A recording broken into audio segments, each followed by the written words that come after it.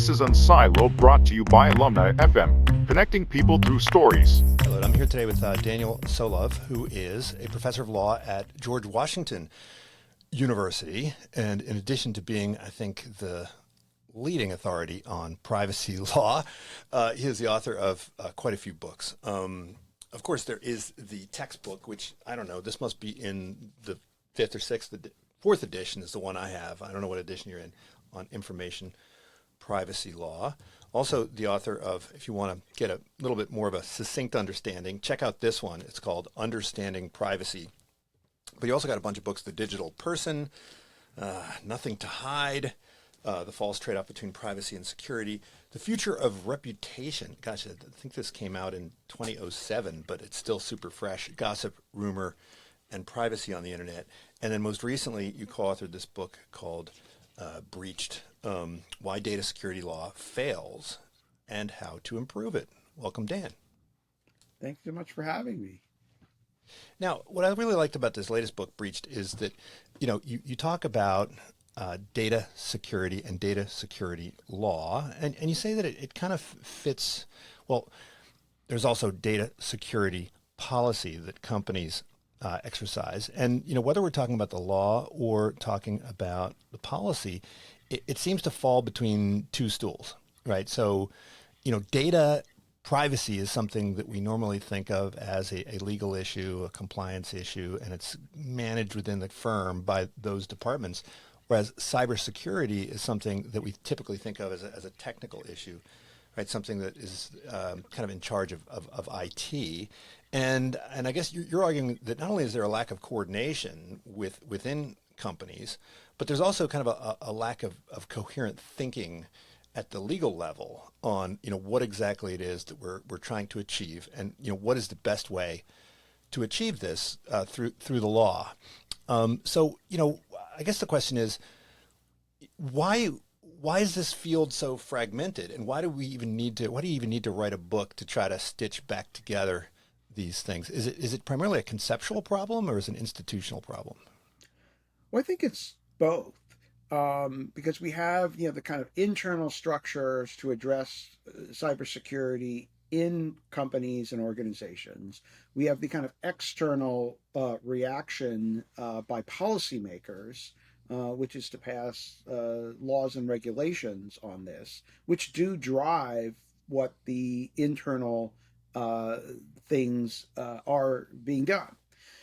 The problem, I think, is that of the way it really goes down to a conceptual problem, an approach.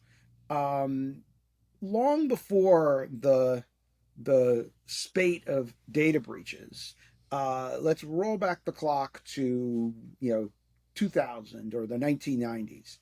At that point in time, the term data breach wasn't really even in use. Mm-hmm.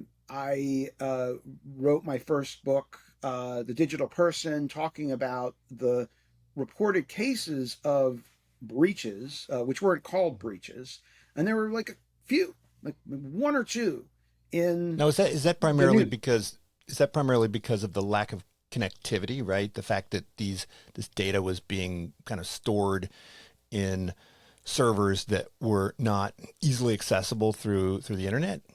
Both. One is, they were, but even in the early days, by 2004, they were, the internet was, getting on a roll. But it was that they had no obligation to report. So it was all just internal, and it was the law that pushed that. And the law generally, when you looked at the law of security, a lot of that law were requirements in privacy laws, because security was one of the original fair information practice principles. And so security was sort of used to be understood as part of privacy.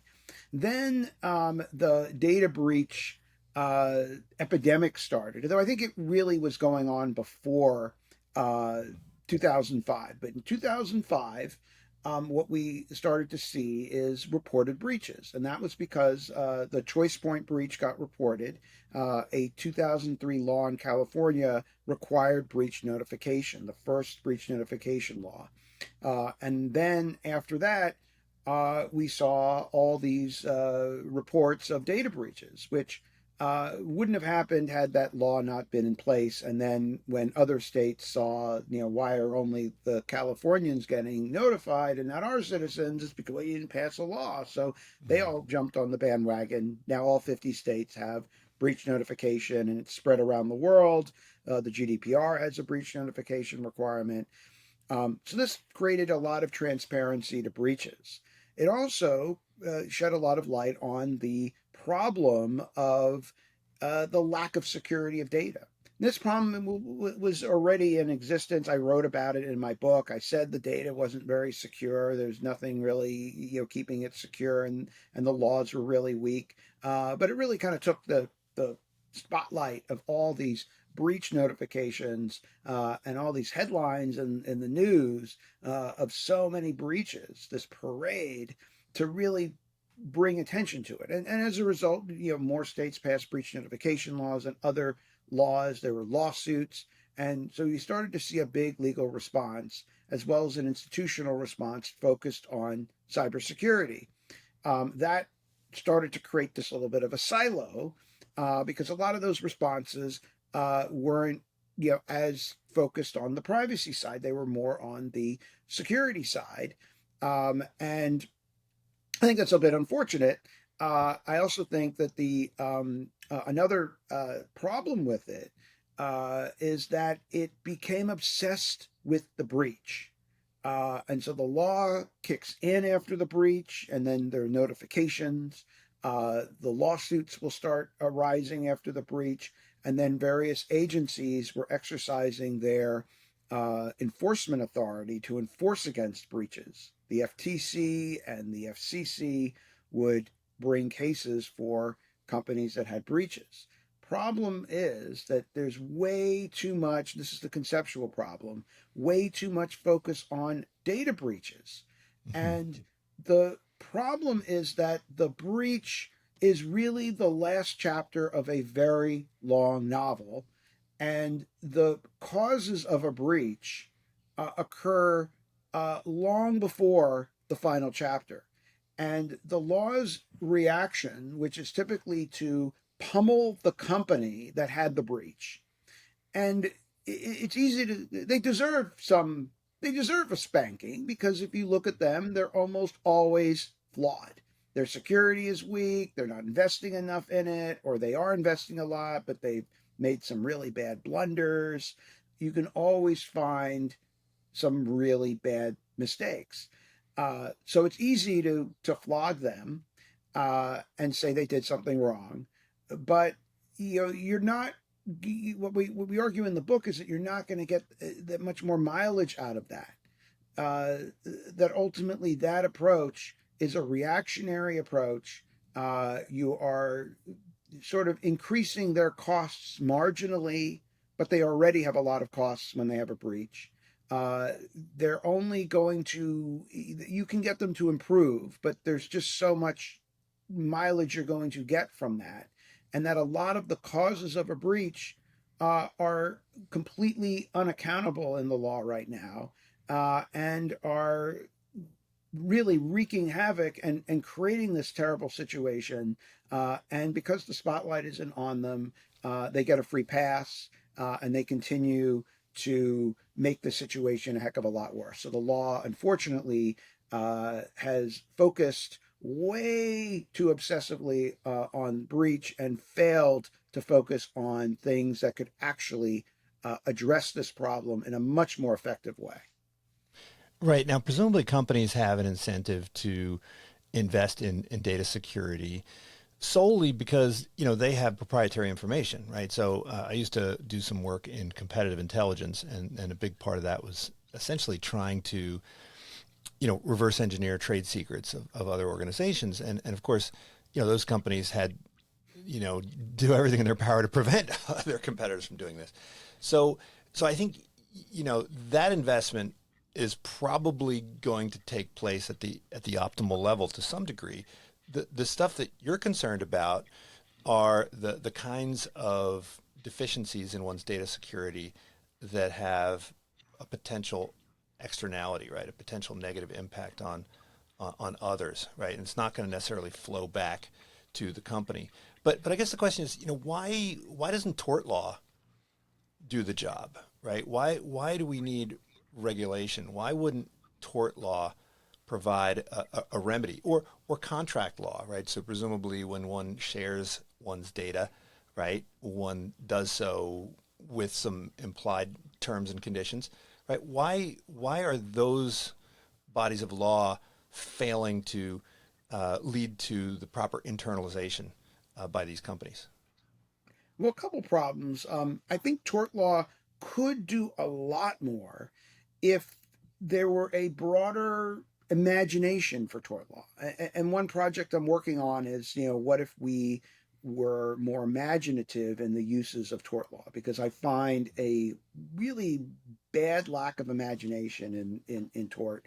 There's so much left on the table, so many possibilities for what the common law could do when it comes to this that are not being brought. One is, the lawyers often don't have that much imagination. They just cut and paste what the other lawsuits are, and then you just go and get a settlement. So they're not really, interested in taking a lot of time to do some deep, creative thinking and develop the law in really interesting ways. It's just like, let's just bring a case and settle and get paid off to go away.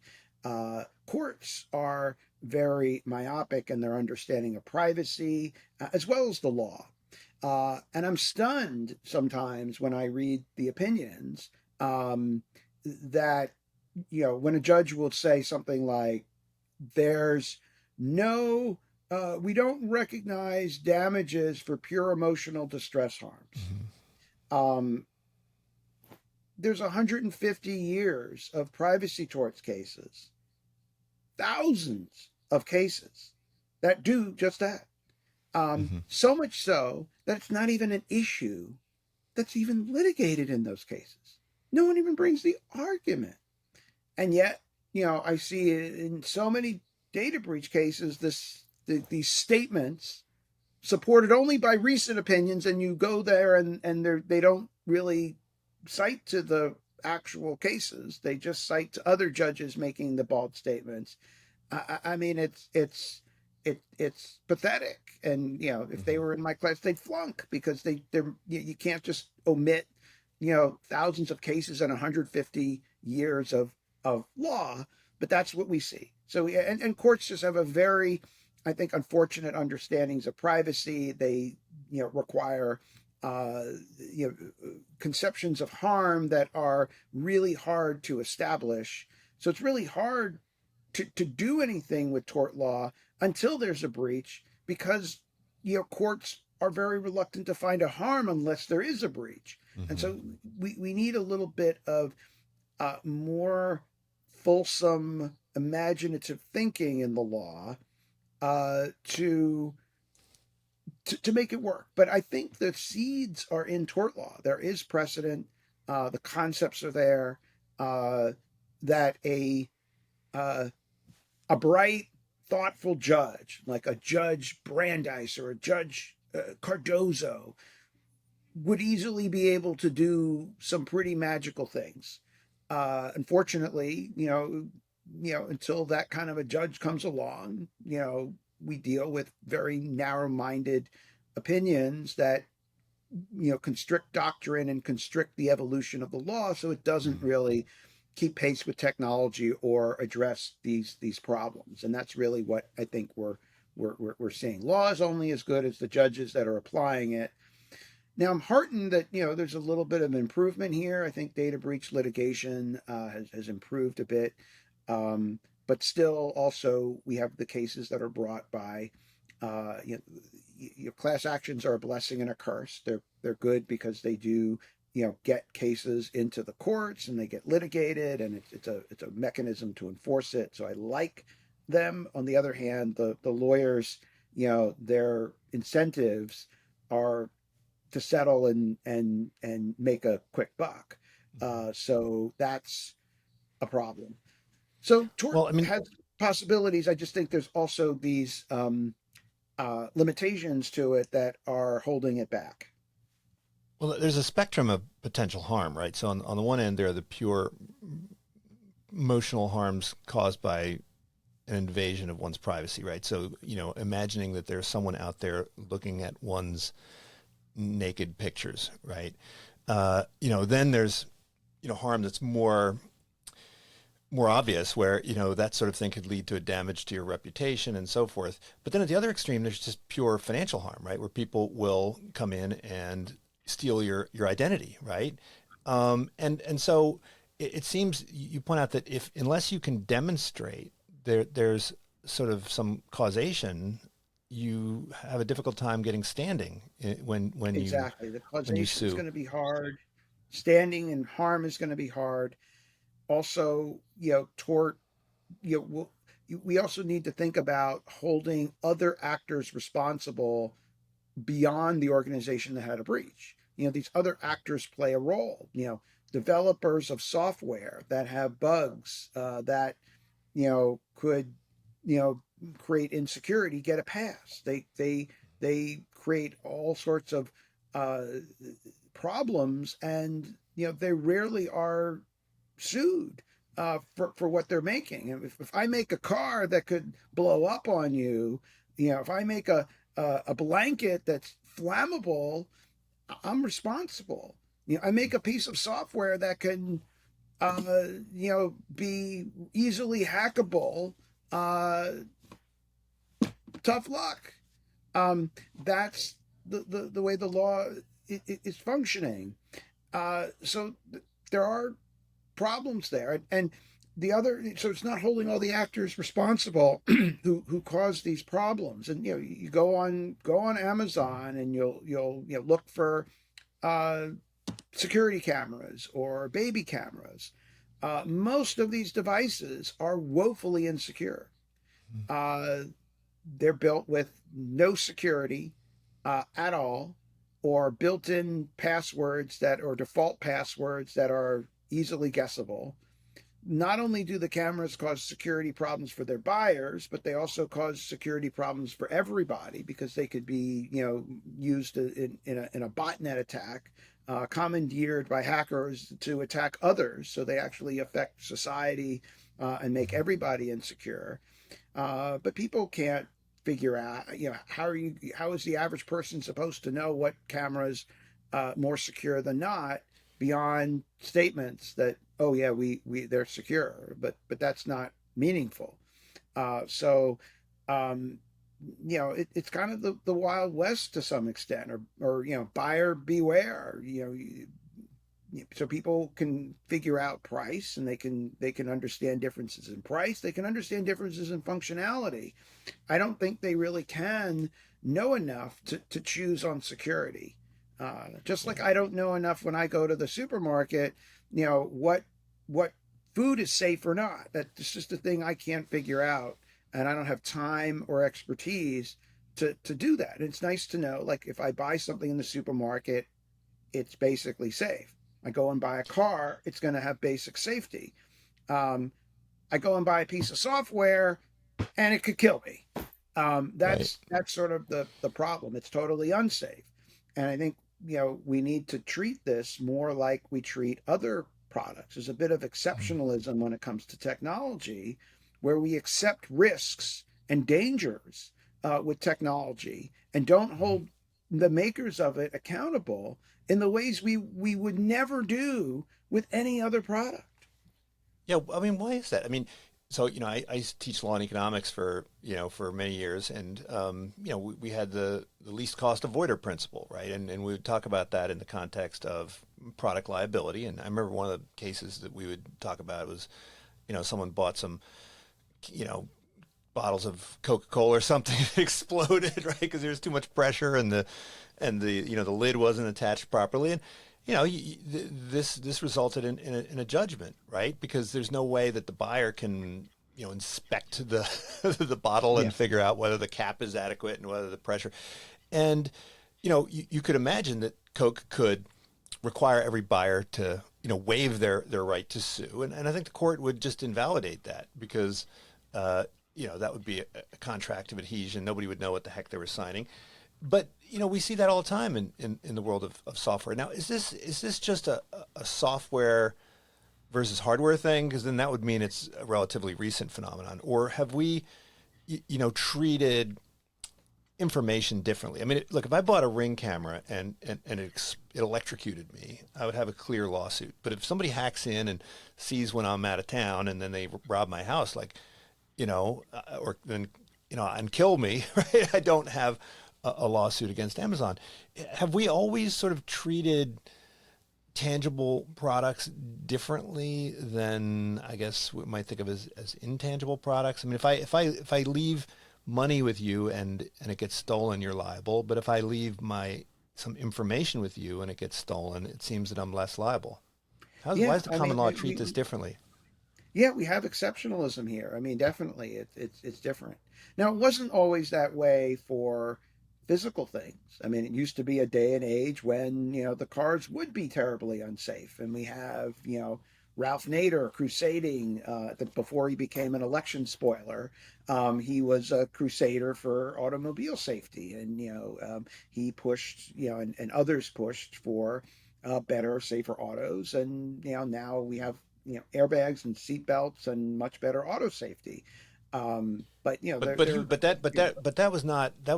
that didn't lead to a change in tort remedies as much as it led to a change in the regulatory infrastructure, yeah, right? regulatory infrastructure kicked in, but just even historically, even when there were remedies out there, sometimes they just were not utilized that effectively.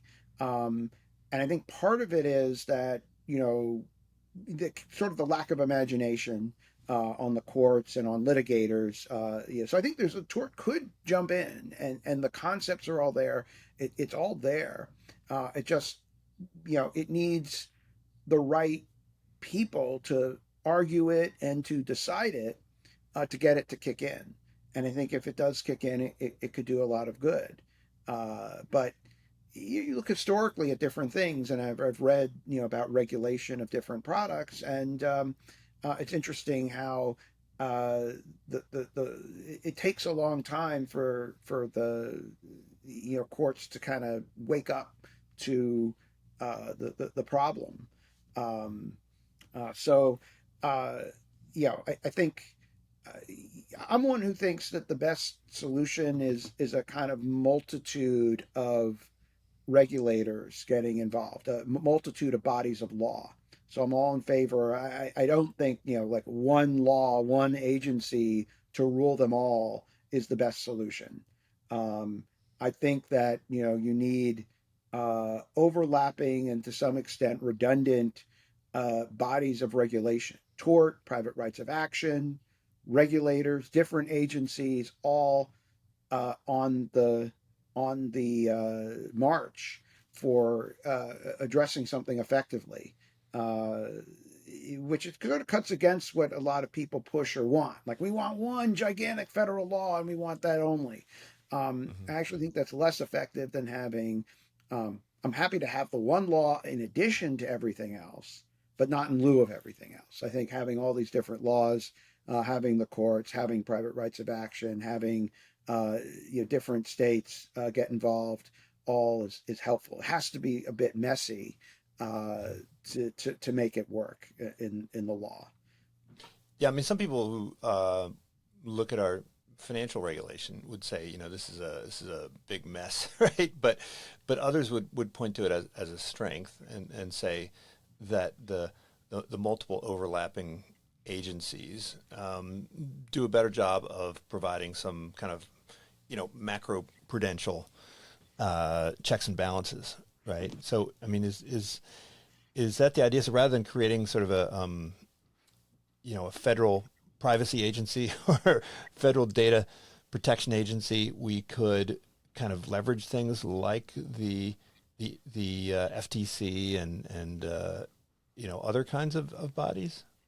Yeah, I mean, we already do. I think it doesn't get enough credit for what the FTC has done. I wrote an article about 10 years ago about how the FTC has kind of created this body of law.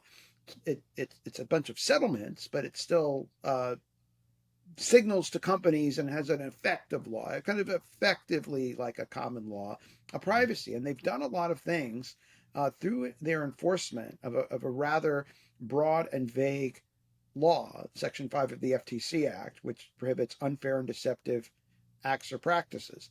Now that's a very broad. They're almost like a constitutional Bill of Rights provision, and they've interpreted that to apply to all sorts of problematic privacy and security practices, which is great. And over the years, over about 20 something years, have developed quite a robust set of of complaints and consent decrees that have had a tremendous influence. So we have this body of of de facto common law. And I think that's just one thing. I think it's not the only thing. I'm in favor of the FTC. I think that having a federal law would be a great thing to add to this mix. I'd like to see more, but I wouldn't want to see, okay, let's just create a new agency, wipe out the FTC out of this, create some law that will preempt all the other laws out there. And then, what'll happen is that agency might very well get captured, or an administration that decides that it doesn't really, care about privacy or is beholden to some, company or industry might weaken the agency with, weak appointments. And then the law will sit around, and Congress is awful about keeping its laws up to date. I don't want Congress to keep anything up to date because they do a very bad job. FERPA is the law regulating education records is more than 50 years old. The law regulating HIPAA's pretty electronic old. surveillance. Yeah. Yeah. Sorry, good. HIPAA's pretty old too, I think. Yeah, HIPAA, but they did update that. HIPAA was into, kind of, started coming into effect in 2003. It was, the final rule was in 2000. But they updated it with the High Tech Act in 2008. So it was, they did, and it, by and large, I mean, the other thing is sort of a rule. So the law says very little, and the rulemaking is what delegated to the agency. When Congress is, ECPA is another example. Here's a law, Congress passed it in 1986. It regulates electronic surveillance. It's passed long before, the internet as we know it, before email as we currently use it. And courts really struggle applying this law, 40 years later. Desperately needs an update. There's always talk about updating it. Congress can't get the job done. But this time, I wouldn't even trust Congress to change a light bulb in my house. I don't think they're able to do it.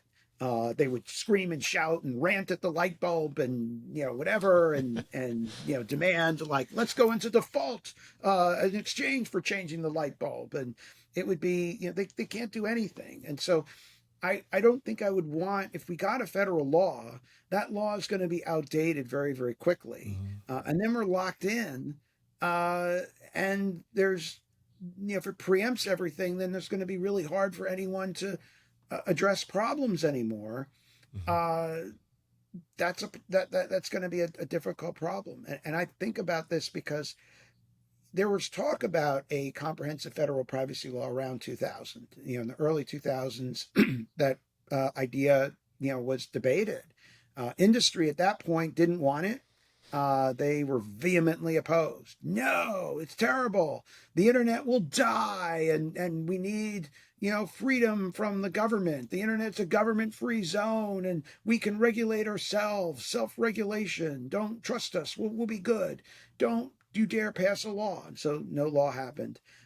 What that law would have looked like had it passed is a lot weaker than any proposal out there now. If that law had passed then, there'd be no deletion rights, no sensitive data, no, almost all the things that we see in privacy laws today would probably not have been there had they pushed for the law then. So what is privacy law going to look like 20 years from now? 2040? I would think, and actually I would hope it would look very different, because I still think that, you know, although privacy law is better today than it was 20 years ago, I still think it's got some growing up to do. Hmm. Now, you use the example of restaurant regulation, right? Where, you don't wait until there's an E. coli breakout at a restaurant, right? You kind of go in there and do inspections. I mean, would it make sense to have some kind of regime like that? I mean, I know the Office of the Comptroller of the Currency does stress tests for banks, and there's a lot of critiques of the specifics of those stress tests. But the idea is to go in and do some examinations and make sure that they're adhering to certain principles and procedures, right? And this operational risk and interest rate risk and default risk and all these things are looked at. Um, if we were to do something like that, I mean, it seems like every single company on the planet would have to subject themselves to this. I mean, could it be like, when you get your audit, right, as a publicly traded company, you have to get an audit? I mean, this would presumably apply to public and private companies, right? Small Yeah, I companies and mean, you large could have, companies. yeah. I mean, you could have a regime where, certain types of companies should always be audited. Hmm. A credit reporting agency, Experian, right? companies like Facebook, companies Uh, that have, you know, a a massive amount of data, and, could, be, the riskiest of, companies where there's something at stake. And then for everybody else, you could have, kind of more of a random audit situation. The audits could be conducted by a third party. You could also require that, companies get an audit at various times.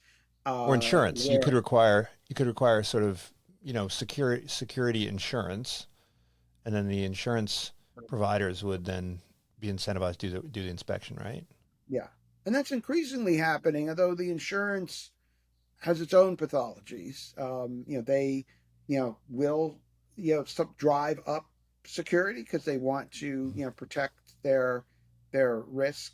But they've also been very, and part of their incentive is they want to sell lots of policies, charge a fortune for them, and then they don't want to pay out. So that's their incentive. Um, so there's a little bit of a conflict. If you make it too hard to be able to get a policy or to hold a policy, uh, people are going to say, I don't want it. What good is a policy if you demand too much to sell it? So they're going to want people to sign up, and then they're going to want, ways then to find. So it can drive it, but there is this tension between, selling the insurance versus, having rigorous requirements for security. But even then, we're just talking about, we're talking about the companies that suffer the breaches. But what about all these actors? The software people are just software manufacturers, just one actor. There's other types of actors that contribute to the problem. So, in particular, one big problem is what I call the miseducators. These are companies that will undermine good security education. So we spend a lot of time, and I take this seriously because I have a training company, and I provide training on, how do you avoid phishing. And Hmm. it's very important that people know, don't click links. A legitimate company won't, ask you for your password in an email and all this stuff. And then what you see is the companies doing that. And legitimate companies will do these things. They are undermining all the education. Everything I've taught is undermined when I just said they won't do it and they do it. Then the people say, oh, okay, well, we will do it. It's easier to fall for things. That's why. And then they laugh at people who fail. Well, the reason why people fail is because they are doing these things, and the fraudsters know they can do things that look like what legitimate companies do. And the other thing that's kind of weird that we have right now in our system is that, if I go to a company, they will authenticate my identity. So We have great ways to authenticate my identity, right? I have a username and password. I have to, two-factor authentication. But when I go to them, how do I know that they're them? They email me, but they don't authenticate themselves. They want me to click on this and that to go to their site.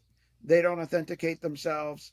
So what we have is really a unilateral authentication where people authenticate themselves to the companies, but the companies don't authenticate themselves to the people. So the hackers know, oh, it's really easy. We can just trick people by pretending to be the companies. And, there's no authentication that they have to do to people. And that's how they, get away with a lot of their hacking. If we had companies devise ways that they authenticated themselves to people, then we would be, I think, a lot safer, and fewer people would be falling for the hacker tricks. And if a company is doing some practice that is miseducating, I think it should be penalized. And so the companies, after a data breach, would send these emails telling people, like, click on this to put your information in to gather that, and their email looked like a hacker email. Like, if I were the regulator, I would say, I'm punishing you. You are making security worse for everybody. You're teaching people the wrong thing. You are a menace. You're a nuisance, essentially, is what you're doing. You're messing everything up, and you're making it worse for everybody else by teaching people the wrong things. And you should be penalized. You shouldn't be doing this. But I don't know how many times I'll get emails from legitimate companies that are, I just like, are you serious? Like, this looks like a hacker email. Why are you sending this? This is, and they should be called out for it as terrible security, and they're causing a harm that should be redressed. They're making this problem a lot worse. Yeah, and I think that's why you said it's really a public goods problem to some extent. But the thing I found most interesting in the book Breached is it's kind of like you're advocating this new field, which we might think of as behavioral data security, right? Because you really think seriously about real humans. Okay, now look, a lot of engineers have to be educated about what real humans are like. Right? We have courses like human factors and so forth, but it seems like some of the IT people, they are designing data security for robots and not for people. And if you understand people, then you also understand that they desire convenience, and they don't have infinite memories, and they just want to go in and get things done. And so if you think carefully about that, then you realize that first of all, the ideal amount of security is not infinity, right? That there's a trade-off there, and the IT people need to understand that trade-off. But then they also need to come up with techniques that basically accept human frailty. So passwords is a great example, and you have a whole section on there on passwords. Why do people? I mean, I've gotten these things. Change your password and you lose track of them all, and it's just super. It's either super frustrating or you're leaving yourself super vulnerable. Why is it that IT people fail to understand what real humans are like? Yeah, I think because there isn't, oftentimes there are not really good alternatives, and the regulation um, kind of makes it so that, if they don't do certain things, then they're penalized. So a lot of times they'll just do it because, everyone else does it, and they're kind of looking to, well, if we don't do it, what would the regulators think? They're going to ding us on this. Um, and so it starts with the regulators that the law needs to say, you don't get extra credit for doing certain things like this. In fact, it's bad. So the practice of making people change their passwords is bad, and I think the expert advice now in the security community is this is not good security. Now there are still folks that are still doing the old approach, making change of passwords. There's actually a lot of government sites that make me change my password all the time. I think it's bad. I think that that practice should be stopped. Um, but there's no regulatory driver for that. And in fact, a lot will just say, "Hey, we're doing it." They think because it's going to help them look better to a regulator or a court in the event of a breach. So we have to address that at that level to say, actually, doing these things is bad, not good. I think it's also, it's very mechanical in that, if uh, we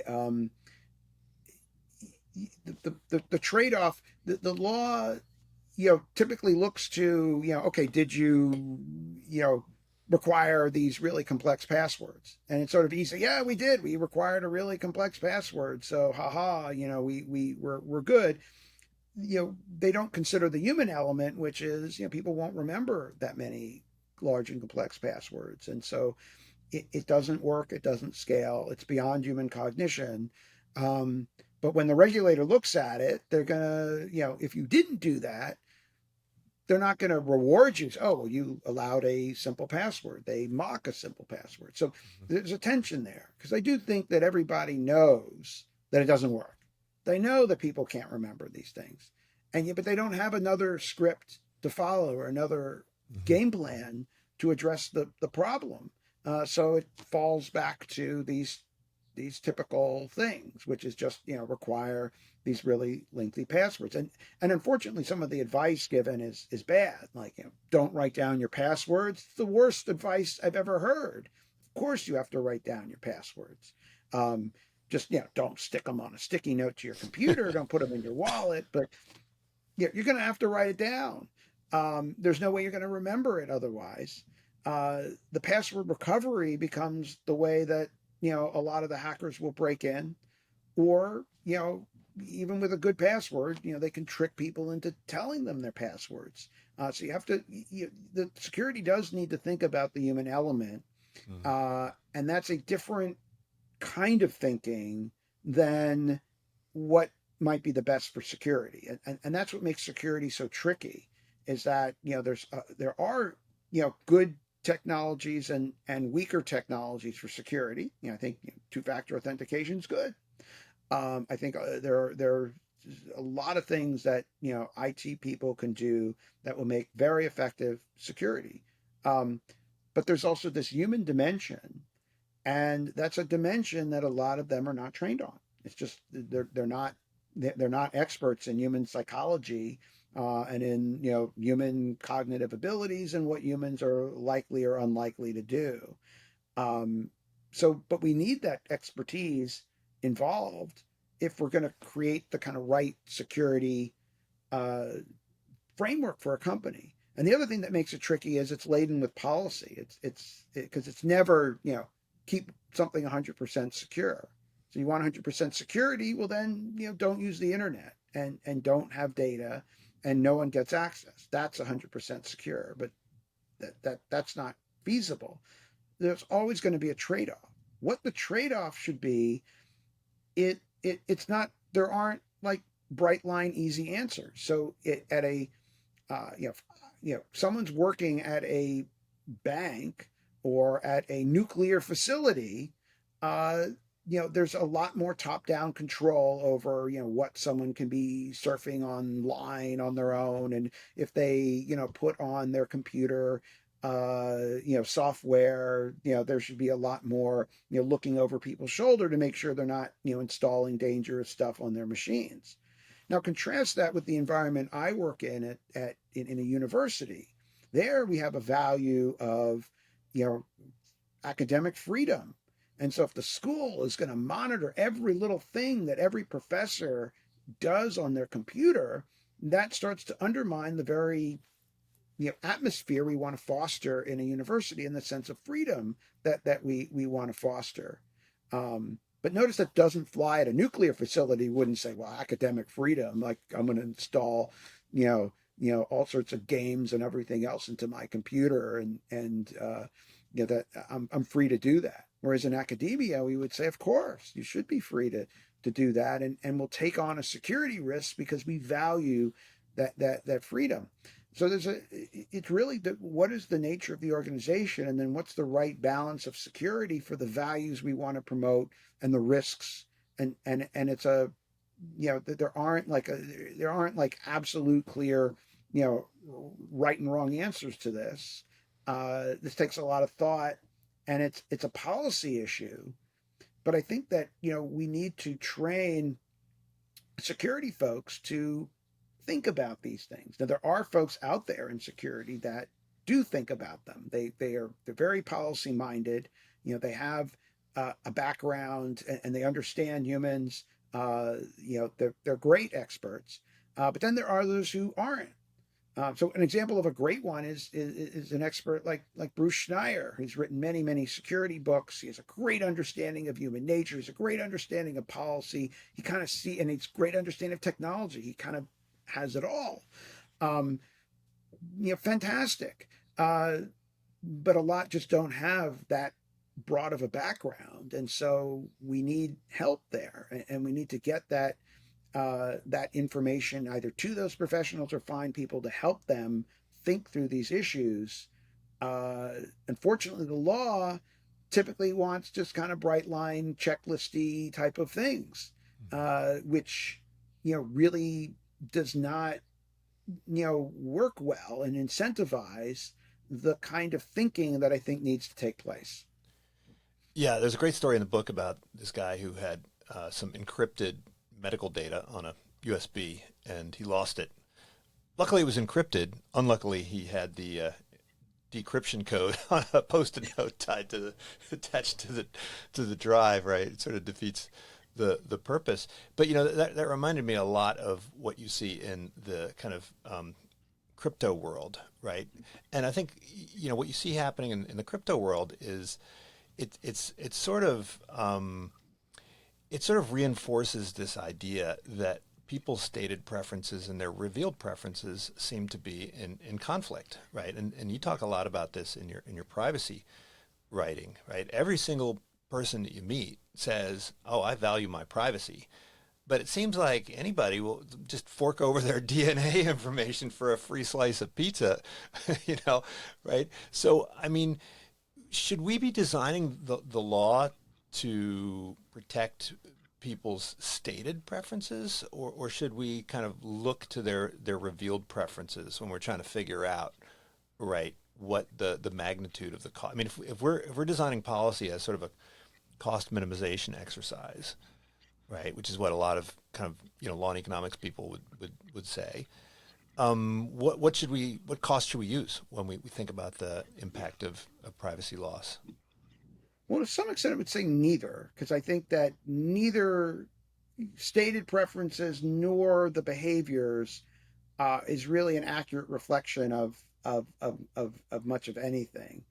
A stated preference for privacy, I value privacy, could mean a lot of different things. It could mean I value my own privacy, but what does it mean to value my own privacy?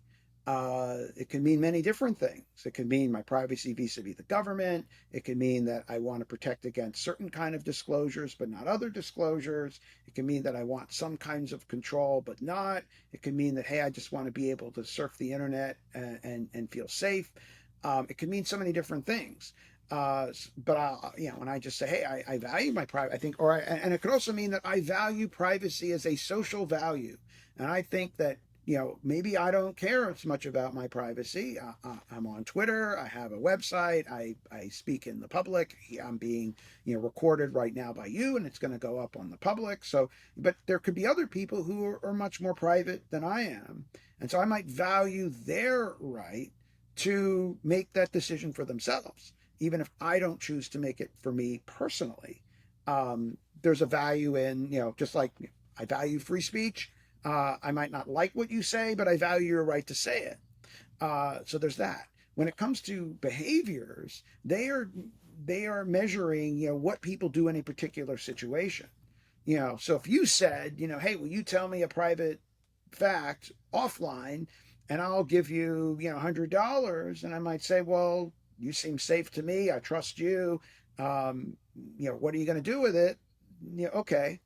I might feel differently if it's, some, anonymous calls me up on the phone and says that, I'd be like, well, okay, I don't trust you. So it depends on the situation. It also depends on my knowledge of what could possibly happen. And the other thing too is, people act impulsively. People have very contradictory things. People make decisions all the time that undermine themselves.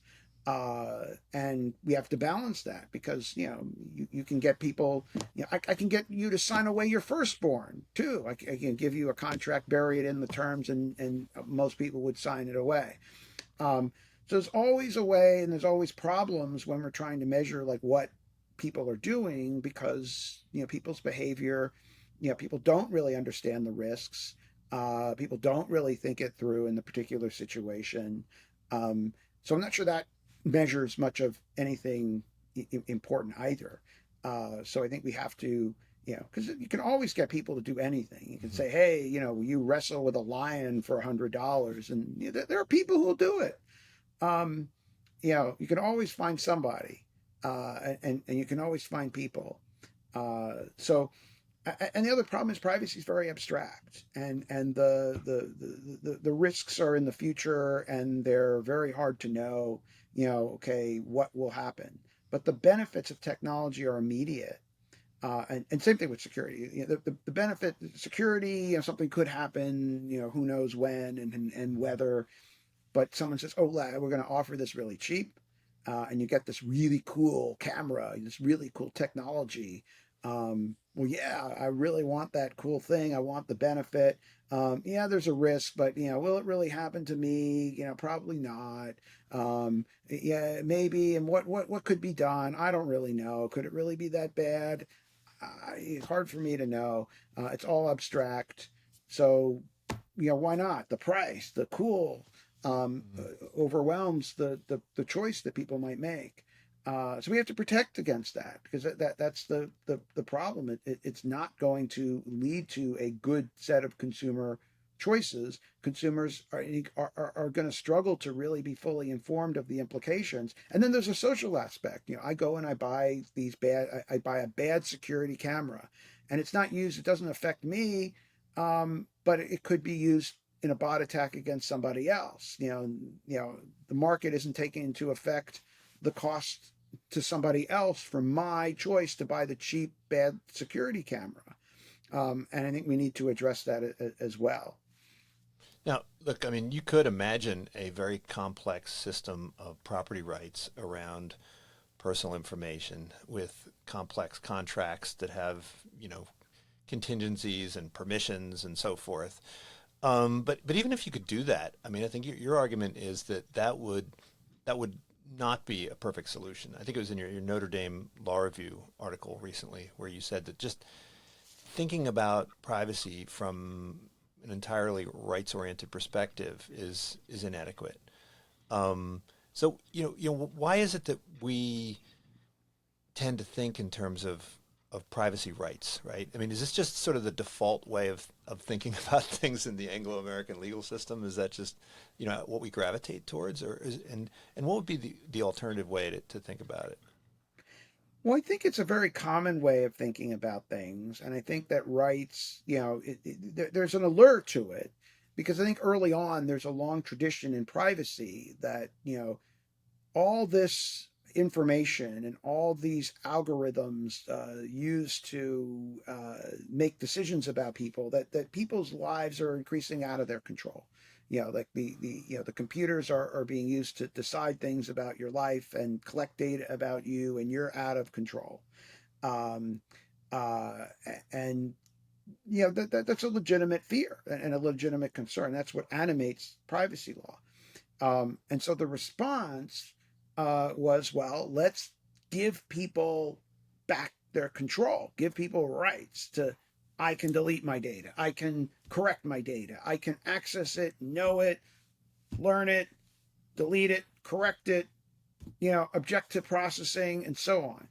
I think it's a laudable move, and I don't think that privacy rights are bad. But the problem is, they are really just a supporting player because I don't think the individual really can control it.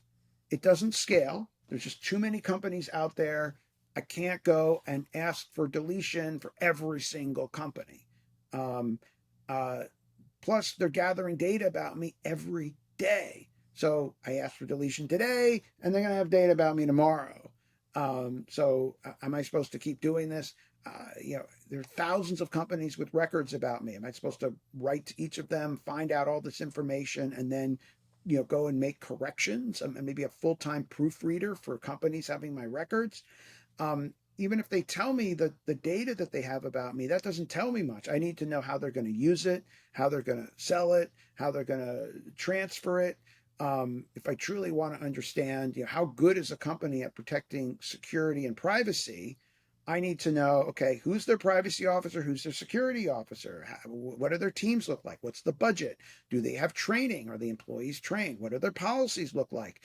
They probably have contracts with hundreds, sometimes thousands of other companies that they have processing data for them. So I want to see, what do your agreements look like? I want to see your vendor agreements and look at that. Oh, and if they're going to run algorithms on and make decisions about me on this data, just knowing the data about me being used in the algorithms, and even knowing the logic of the algorithms isn't enough, because the algorithms are making decisions based on other people's data. So I said, give me the entire data set that your algorithm is trained on. And then if it's a machine learning algorithm, it's continuing to train on new data. So I need the data, constant feed of all the data. I don't know how you're going to protect everyone else's privacy. That's a full-time job. I'll need I want to see their best computer scientists because I need to talk to them about how this thing, how am I going to understand it? So I need them to try to explain how it works to me. And then how is it going to be used in the future? And where is this machine learning algorithm going to be, 2 months from now or 10 months from now? I just don't think it's something the individual can control. Now, it doesn't mean that I think there's a conflation of a problem, which is, it's certainly the case that, data, the individual is no longer in control of their data. But it doesn't mean you can put the individual back in control of their data. What I think the real problem is that data is out of control, that no one is in control. There's no accountability. No one's looking out for, the individual's safety. And the law needs to make sure that it is under control, much more than just giving the individual control. And someone else needs to make sure, experts need to help ensure that things are under control. Just like, I can, go into a restaurant and feel pretty safe, and I can buy food in the supermarket and know someone's looked out for it. And I can fly on an airplane and I can feel that someone's, looking out for safety and, is regulating this thing. Where we are now, it's kind of like, okay, you could go on an airplane and it may or may not be safe. And, I'm supposed to do I have to do extensive internet research each time and figure out, is the airline safe, or even go and fly it myself? That's kind of how we handle privacy. It's like, here you go, good luck, figure it out. We've given you some rights that we know you're not going to use. And that's it. But that's not meaningful protection. That's really theater. That's just, give people rights, and then they don't use them, and then they'll turn around and they'll say, see, look, you didn't use your rights, and therefore you don't care about privacy. See, your behavior shows you don't really care, and therefore, the problem is people can't, and it's almost a meaningless exercise. Mm-hmm. Well, I mean, from a utilitarian perspective, we don't seem to have a clear understanding of how much privacy is optimal, right? I mean, even going back to Brandeis, right? I mean, that's Warren and Brandeis, sort of the founders of this whole school of privacy jurisprudence. They're advocates of privacy, but Brandeis also said that sunshine is the best disinfectant, right? And so he is also one of the leading advocates for transparency, and it seems that from a social welfare perspective, these two things are in tension, right? And you know, jurisprudentially, we're not really sure how to reconcile these things. And you in your book on understanding privacy, you walk through all the different attempts to come up with a coherent legal theory of privacy, and you ultimately conclude that they're all they're all kind of in tension with one another. And you say maybe we should just give up on having a coherent theory of privacy. You know, do we have a way of a systematic way of figuring out from a social welfare perspective, you know, to what extent people's desire for privacy impairs the public good, right? I mean, I'm thinking in terms Yeah. of healthcare. You know, we look at the response to COVID. I mean, we could have responded a lot better if we had real good access to, you know, healthcare data, for instance, right? It Um, depends on who has access and what controls are it on it. Because I think it's complicated because a lot of times it's how the question gets posed. Uh, so after 9/11, the polls would ask, do you want the government to listen in on phone calls of terrorists? And like they got a lot of people said, yeah. Do you want, yeah, I would say of course, but that's not the question. The question is, do you want there to be oversight and a warrant and probable cause to do this, or do you just want the government to be able to do it if they desire to do it? And so I think like it's sort of the question is not like, do you want this or that? That's a false trade-off. It's, okay, we might want there to be access to this data, but who should have access? And can that access be limited? Can there be protections on it? How long should the data be kept for?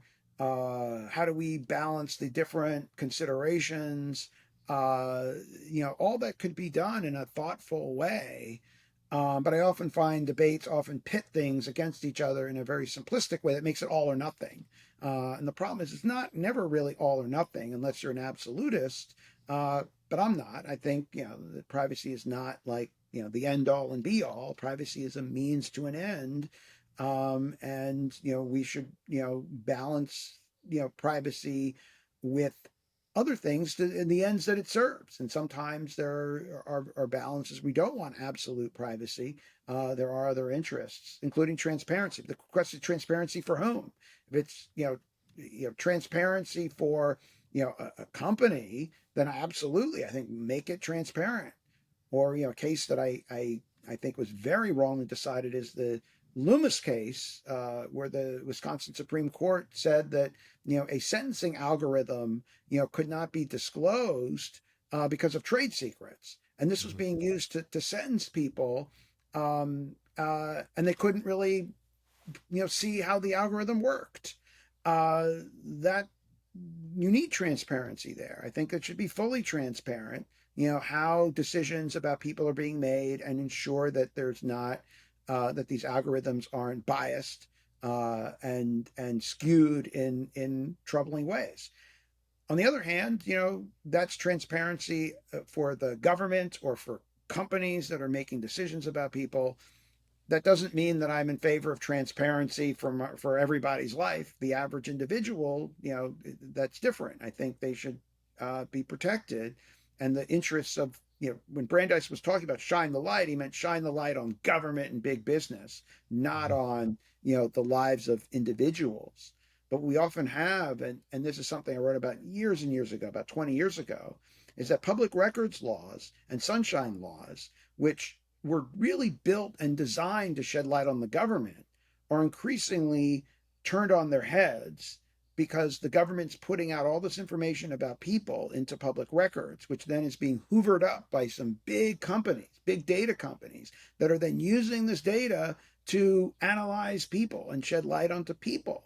So instead of these laws actually shedding light on the government, now they're actually facilitating the government looking at people, because a lot of this data is then analyzed, combined with other data, and then sold back to the government in enhanced ways to help law enforcement, ferret out information about individuals. So it's ironic that like what direction is this flashlight pointing in, really matters.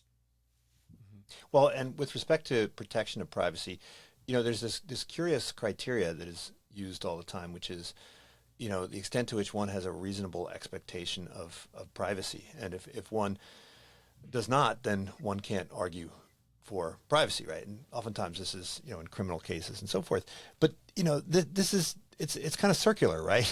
I mean, once something becomes commonplace, then the expectation goes away. And it's really the law that would, in part, influence the extent to which one has a reasonable expectation.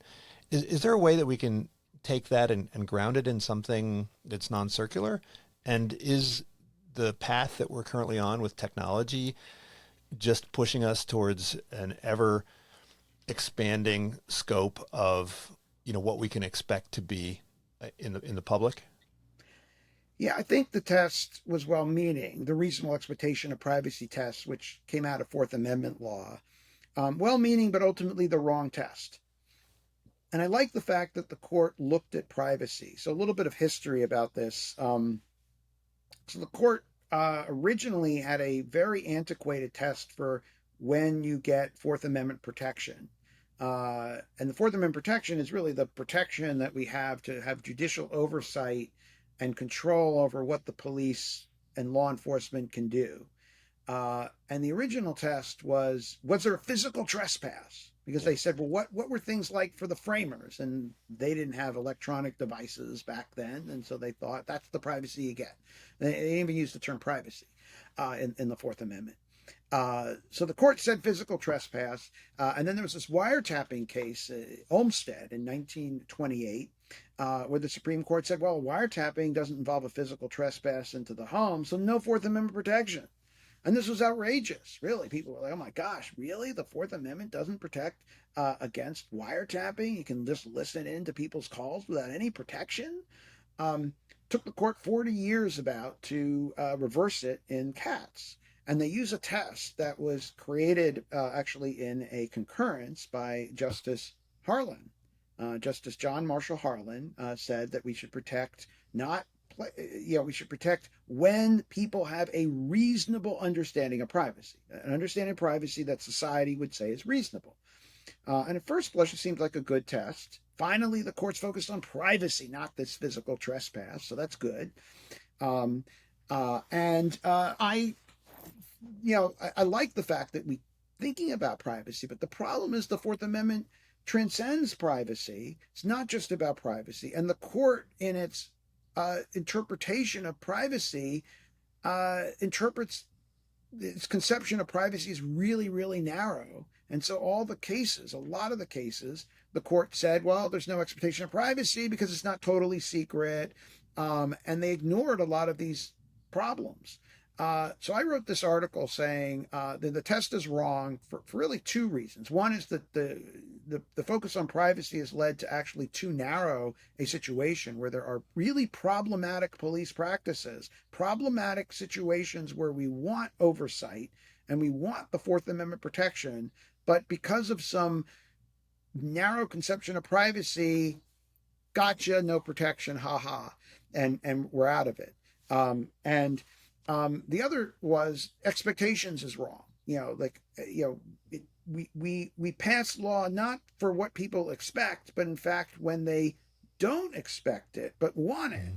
So we pass laws to protect privacy not when we already have it, but when it's under threat or when we feel it's being lost. We protect laws to restore it, to preserve it. So in fact, it's almost inversely related to expectation. That's when the law should do an intervention. If everything's good, we don't need a legal intervention. So I wrote this piece, and ironically, like literally as I was finishing up the piece, my dean at the time walks into my office and says, hey, congratulations, giving you a new professorship title, and you're going to be the John Marshall Harlan Research Professor of Law, because I don't have this title anymore, but because I thought he came up with the reasonable expectation of privacy test. But anyway, ultimately, I think the answer is the Fourth Amendment speaks of unreasonable searches and seizures. It doesn't say privacy, actually. And privacy is a component, a one thing, but there could be a lot of reasons why a search is unreasonable. It's a very broad term.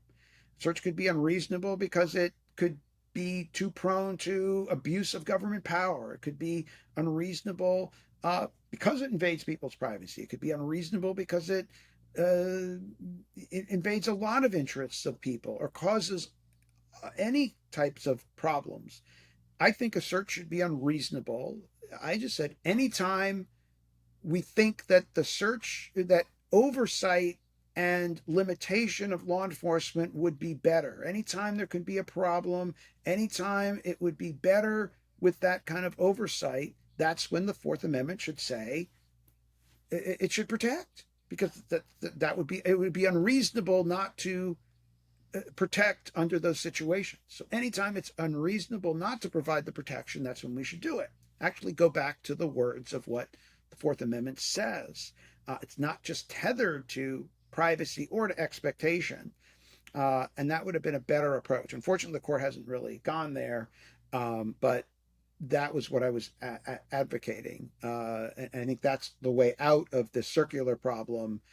It's also a way out of this kind of this conception of privacy problem, because when the court applied the reasonable expectation of privacy tests, trying to decide, what expectations of privacy society recognizes as reasonable, I've never seen a case where the Supreme Court looked to any sources of what society thinks.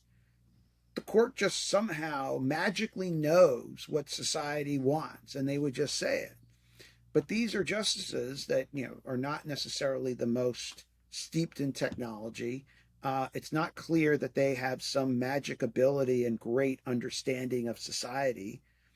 And also, it's not even clear society is the right thing we want to look at, because rights are to protect the minority against the majorities. So should the majority's views matter? And we're in a very diverse and large company with a lot of different attitudes about privacy, and they might differ. What people think in Montana might not be the same as what people think in New York City. So should that, what should it be? And that's why I think the test is doomed. It's just not the right thing to look at, and the court, in looking at it, just didn't really, do it very thoughtfully. They just kind of just made their gut decisions, but they really weren't supported by anything.